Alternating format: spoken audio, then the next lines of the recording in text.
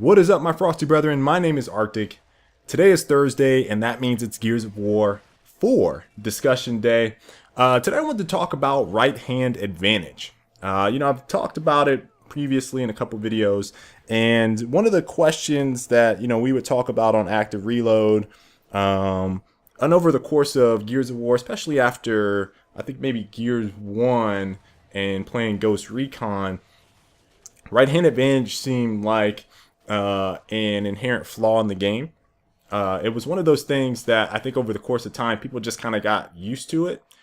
Though the ideal state for a lot of people is the option to toggle between right hand advantage or left hand, basically switching the side that your gun is holding. Now, I don't know if we're too late in the series at this point. This will be the 5th game to justify that change. But it's something that I think is worth examining because it really changes the dynamic of how you approach some of your gun battles, where people would normally, and I also think it opens up, your map play a little bit more, having the ability to swap between the two. But I feel like, having right hand advantage keeps maps very one-sided, in that one side always has an advantage over the other side based off of where you spawn in, let's say, execution, if you are on a side that has the right hand. So in some cases, I'll give you checkout, for example, over by Mulcher.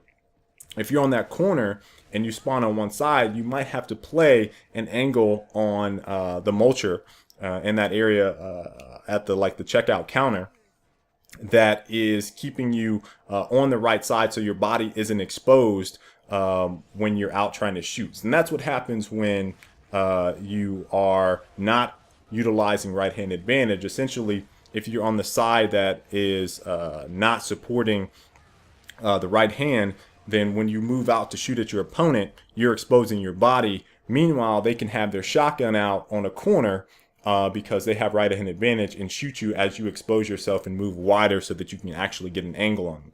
Now, what happens when you have left hand advantage? It basically allows you to do the same things that you could do, or lefty swap, whatever you want to call it. It allows you to do the same things that you could do to kind of exploit or expose people moving out and exposing their bodies in this case. Now, I think there's a couple things. One, I think it might actually slow down the gameplay a bit if you allow for a swap. I'm not exactly sure how players would utilize it. There's also key binding stuff, or in this case, controller binding. I think it would be somewhere on the D-pad if you were to do this. And then in terms of map design, I don't really know if the maps necessarily have to change. Again, I just think it changes the way people approach opponents in matches, whereas most time, let's say you're fighting around a pillar, if you guys are high level players, I think most of the folks that follow my channel have been around the block on Gears. Let's say you're fighting at mid boxes or around a pillar. You mostly know that if you have a Nasher, or any weapon for that matter, that you want to be moving around the pillar in a way that continually supports right hand advantage, so that the opponent continually has to go wider and expose their body in order for you to shoot them. So having that option to go either direction, I think, changes again, and it could possibly stretch out the length of some of these battles. But it gives the player a little bit more options in terms of how they approach each opponent. Again, my big concerns would be the length of time. I think it would need to be tested to see if it actually makes matches significantly longer. I think that would be something that needs to be examined. I think that controller bindings need to be something that needs to be examined. I don't know what exactly they would put it on to make it feel natural. The other thing I'm really concerned about, just because game after game after game, a lot of communities are so resistant to change. I'm not sure if this is something that is so drastic, because it's a pretty big change when you talk about the game. If it's so drastic that the community at large can't accept that as something, and then you get a lot of negative feedback about something that, in my opinion, actually makes the game a lot better. Those would be my main concerns. I'm very, very, very interested to hear what you guys have to say about right hand advantage. I definitely think it opens up some opportunities for players to make plays, and at the same time, again, stretch out some of those battles by giving people the option to just continually move around in circles, essentially, on people without having to necessarily push and continue to keep the advantage. So there's definitely some pros and cons.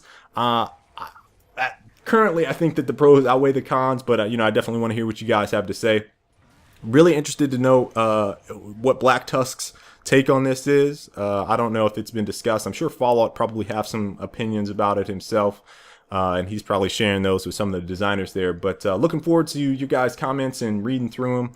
And until the next video, guys, I'll see you all later. Stay frosty.